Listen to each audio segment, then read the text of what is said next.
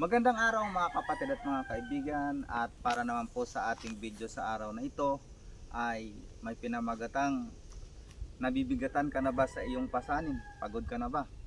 Ang babasahin po natin sa Biblia sa araw na ito ay matatagpuan po natin sa Mateo 11:28. Halik kayo, atin na pong basahin. Basahin na po natin dito po sa Mateo 11:28. Lumapit kayo sa akin, kayong lahat na nahirapan at lubhang nabibigatan sa inyong pasanin, at kay bibigyan ko ng kapahingahan. Mga kapatid at mga kaibigan, ang Panginoon Jesus po mismo nagpanyaya sa atin na lumapit po tayo sa Kanya dahil bibigyan po tayo niya ng kapahingahan. Purihin ang ating Panginoong Diyos.